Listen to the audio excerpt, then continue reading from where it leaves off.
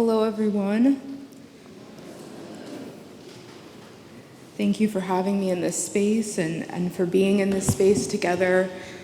We're going to think about the silence of God today and how belief and doubt can serve as complicated but necessary companions on our... I'll spare you all and wait a second. We're going to talk about silence, the silence of God, and how belief and doubt can serve as a complicated and necessary companion on our Lenten journey. The text I've chosen is a poem by a poet named Vivi Francis. It's called "Like Jesus to the Crows that gathered there along his arms, upon the invitation of a slender limb, and not oblivious to human violence, perhaps needed rest or needed to offer the shelter of presence, despite the stiff collar of their feathers, despite each one being the children of a father who claimed an upper realm. It is not true they pecked his eyes, nor did they consider his wounds their own. They were neither irreverent nor quiet. They spoke in the tongues they knew. They cawed full-voiced and would have released him from his bindings had their beaks held the power and had there been time in that place. Like them, I have sought to comfort and so be comforted. Like them, I've seen the failure of miracles when they were most needed.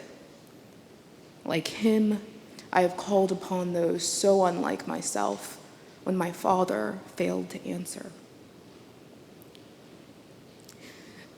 This poem for me is an artifact of both belief and doubt. Two questions for me are kind of suspended in the tension. The first, how can we possibly retain imagination for a God who is silent? And the second, how is belief transfigured in the wake of divine silence? How is belief transfigured and transformed in the wake of divine silence? So I'm 5 or 6 years old, and my father has taken me and my sister out to breakfast at Denny's. We box up our meal to go, along with my mostly untouched glass of milk. And the waitress, pours it into one of those to-go cups, the plastic opaque ones with, the lids and the flexi straws and the cartoons on the outside, mazes.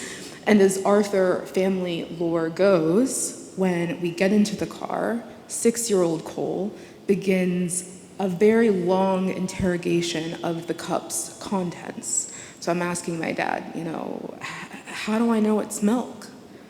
And he's saying, because I'm telling you it's milk. And I say, but I can't see that it's milk, because I'm inspecting the, opaque vessel. And he's going, Nicole, I'm telling you it's milk. And I said, but how do you know it's milk? And so he, takes off the lid and lets me see inside the liquid. It's white, it looks like milk. And I say, it could be something else white. And so this went on for longer than what I'm sure my 24-year-old single father had the energy for, until eventually he gives the cup to my sister, and we let her drink it. She's 2 years older than me. And I just sit there watching with a little bit of regret, a little bit of jealousy maybe. So when my family tells me I was born a skeptic, I don't argue, okay? Now, you might be wondering how it came to be that a 6-year-old Cole could lack such trust in the world, how the world presented itself. And, I'm afraid I learned, like many other children, too early that people aren't precisely who they appear to be. And how much of my skepticism was truly inherent, and how much was the result of trauma, I don't think I'll ever know. But I admire my father's patience with my unbelief in the car. His attempts to move me toward trust without forcing me to drink, And I think perhaps he knew that my leeriness would someday protect me, and that sometimes distrust of the world means you're learning to trust yourself. So Octavia Butler wrote a novel called The Parable of the Sower. I don't know how many of you have read. I see some nods, so that's good. In it, it tells the story of a 15-year-old, she ages throughout the novel, but a 15-year-old black girl named Lauren on the edge of apocalypse. The world as we know it has ended, and the earth has been destroyed. The land is no longer viable. Poor people are kind of left to suffer and starve and burn. And the slightly privileged have erected these walled neighborhoods, these kind of pockets of safety, partial safety as the world kind of burns around them. And Lauren belongs in one of these walled neighborhoods. And in the midst of it, she has the self-trust to name her own God. Her father is a pastor in a more traditional Christian context. And she recognizes that the religion of her father is not for her. She understands how it's been complicit in the end of her world, the degradation of land, the walled neighborhoods, that are keeping the poor out. And she feels that she can no longer approach that kind of religion with self-honesty. And so she begins to make up her own religion. She writes, "My God has another name," and goes on to kind of realize this new form for the divine in her life. Now, you would not be alone if the thought of a child making up their own religion stirs some tension in you. I think that is by design. I think that was Butler's intention, to make us feel uncomfortable with it. But there is, even in the terror of it, there is something beautiful about a child possessing the courage to make meaning out of profound devastation. That instead of relinquishing her connection to the divine, that she would seek a God of more mystery and healing than she had been given access to. That she would make her own cup to drink from. Now, much of my skepticism is born of an unhealthy distrust, but maybe some of it is also born of wisdom, and maybe some of yours is too. Often, when we demand that someone profess certainty, when we demand someone be sure of God, it's because we ourselves are terrified to confront our own unbelief, and we experience their interior honesty as a threat to our mask, really. And I'll say this, religious certainty specifically is a really effective tool of white supremacy. I think that's its origin. Any tyrant survives by a lack of questioning, survives by atrophying the people's capacity to question for themselves, to refuse a narrative that's handed to them. Oppression survives by people who act and believe, or at least say they believe, without challenging the narrative, without challenging those in power. And so part of my skepticism, I think, stands in defiance to this and in allegiance with my own intuition. And that can be a beautiful thing. I hope you hear that's true of yourself as well. And still, doubt is not without pain. So I don't want to romanticize it. I have a tendency to do this. But those of us who know what it is to pray to a God you don't believe exists know this pain too well. I wasn't raised in the church.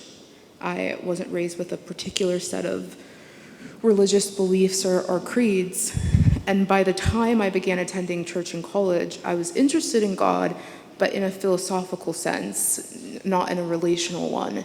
And so, I was quite surprised to encounter people who spoke about talking to God as if it was no less strenuous than picking up the phone and catching up with an old friend.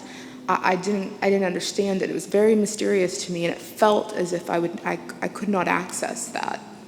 whatever they had. And my skepticism was a kind of alienation, and my doubts, I think, a sight of shame. I've never heard the voice of God. I've never even sensed it. And trust doesn't come easy to me. I've always been made of more doubt than certainty. Mostly one learns to accept this. So some of you are kind of nodding, you know the feeling. Mostly one learns to accept this fact. One learns to perform belief, even on days when it is impossible to truly muster. But there are days, there are seasons even, when uncertainty feels closer to a curse, and the silence of God feels cruel. Feels really cruel in comparison to those who appear to have this access. Last week, I watched a little boy from my phone. I watched a little boy scraping spilled flour from the rubble in Gaza with his bare hands. And I watched him stuffing it in his pocket, with dirt and twigs mixed into the flour. In the past 5 months, over 30,000 people have been murdered in Gaza. More children were killed in the first 3 weeks than all of the world's conflict zones combined since 2019. In 3 weeks, we've seen fathers carry their children in pieces. Pieces. There are days when the silence of God feels unfathomably cruel. The psalmist, from the passage we began with, is of course no stranger to this. If you heard that refrain, "Why are you downcast, O my soul? Why so disturbed within me?" And there's a line of, my foes taunt me all day long, saying, "Where is your God? Where is your God?" Lent, at its most honest, I think, must contend with this. In Lent, not only do we confront the suffering of the world, not only do we confront how we ourselves contribute to the suffering of the world, the blood on our hands, but we confront a God who, in mystery, offers us no resolution. Not in Lent. We are left to wait in the silence. The poem I've read to you, it occurs at the site of the cross. I don't know how obvious that is when you're hearing it for the first time, but that poem, it's happening on the cross while Christ is hanging there, like Jesus to the crows that gathered there along his arms while he was hanging on the cross. And there's a line, like him, I've called upon those so unlike myself when my Father failed to answer, which is, of course, the poet's nod to Christ's most haunting words in Scripture, my God, why have you forsaken me?" The poem, among other things, I take as an accusation of divine silence and a question of what it means to encounter the terrors of this world, the grief, the trauma, the deception, and be met by the silence of God. There's real pain there. Now, here's the thing. I know silence. So when I was little, I wasn't very verbal. I used to carry around a notepad and pen and pass notes to my father and sister when there were other people around. I wouldn't speak. I had something called selective mutism, which is an anxiety condition. And because of this, I had multiple speech impediments. So even as I became more comfortable speaking, I still remained an incredibly quiet child. And to this day, silence has been a harbor at times. So my question for myself this Lent is, how can we complicate the silence of God in our interpretations of it? Okay, I've just talked about the doom and kind of departure of silence, but how can we complicate the silence of God in our interpretations of it? I'll tell you a story about sound. to do this. Okay, in the middle of lockdown, my husband and I bought a speaker system. We were watching a lot of movies like the rest of the world. We wanted to feel something, do something. So we bought this speaker system. But I myself am very sensitive to sound. I always have been. And in the pandemic, that's only heightened. And the sound system, there's a kind of disproportionate effect of volume between the dialogue and like the sound effects and the background noise. I don't know if you all are plagued by this, where the dialogue will sound normal and then all of a sudden a crash or a clap or the background music, and it's, my heart thumping. So my husband would have to watch with his finger always hovering over the volume button to prepare to turn it down at a moment's notice. And inevitably he'd miss the notice and I'd end up getting irrationally irritated, face flushed, heart racing, and it all felt like a betrayal. And when I told my therapist about our speakers and how I secretly poured a glass of gin over them so I would stop yelling at my husband, she told me that noise sensitivity is a trauma response. It took years for me to understand that silence, which I had long mistaken for abandonment, might actually be a mercy in a world whose noise will not relent. The world is loud. For better and worse, we have more access than ever before to every kind of opinion, knowledge, endless stimulation. Silence is a subversive act. I think it takes courage to pause and withhold voice, to listen. It's deeply formative. And in Lent, we confront the silence of God.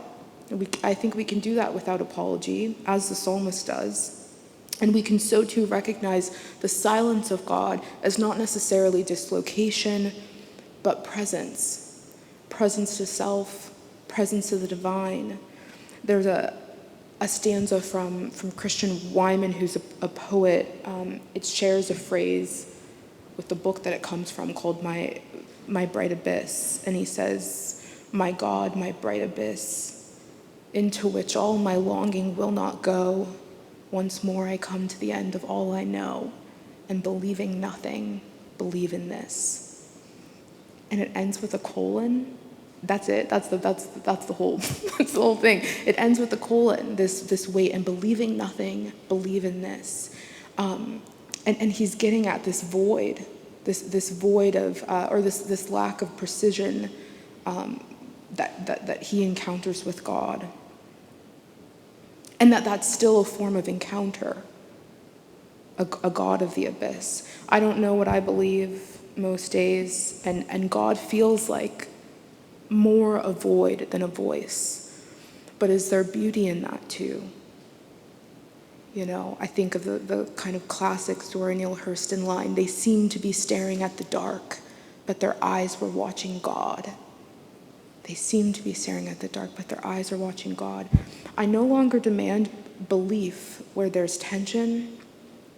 And I think if the divine is all-knowing, I can only suspect they understand and have great sympathy for why I find it difficult to believe in a God who's loving or kind or listening in a world of so much sorrow and injustice. Our doubts are credible, and our disbelief human, and I see no need to force one another to resolve them under this false promise of salvation or nearness to God. God is opaque to me, dark, black, silent. And maybe the answers to my doubts is not to conquer them. Maybe it's not a pursuit of clarity, but mystery. The unknowability of the divine, I think, is a kind of liberation. I want to end with this point because I think it's important to say the poem itself that we read, it's not silent. It's not a poem of total silence. I think there's a case to be made that the truer subject of the poem is actually not God, but the crows that are gathered. It says they were neither quiet nor irreverent. They spoke in the tongues they knew. They cawed full-voiced and would have released him from his bindings had their beaks held the power and had there been time in that place. What do you hear in the silence? I think you will be surprised to find just how a different voice can come into focus when a room has the courage to quiet. Whose voice, whose silence, and what does divine silence allow us to hear? I think too often we wait around pining for our idea of God to come rescue us and make themselves real to us. But as June Jordan says, we are the ones we've been waiting for. Towards the end of the poem, like them I have sought to comfort and so be comforted. The sacred mutuality. I was desperate to be comforted by God. I am to some extent. And I fail to recognize that the presence that I seek can be found in the crows, can be found in the grass, in the face of my neighbor. A bit earlier in the poem, you have this beautiful line, about the crows not being oblivious to human violence. They are a witness, and they stay present to the suffering of Christ, and in the absence of God's voice, in a moment which has been translated as the, sheer abandonment of God. The poet is reminding us we have company.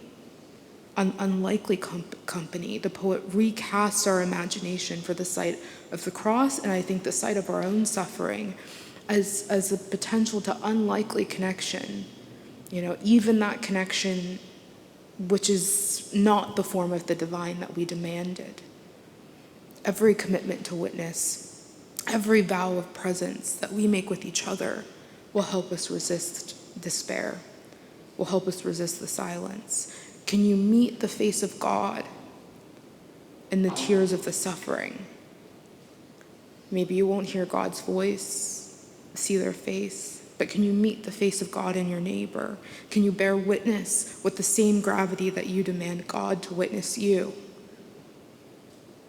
I think this is our Lenten journey. Silence and sound, absence and presence. I'll close by reading our poem one more time, if you want to receive it together.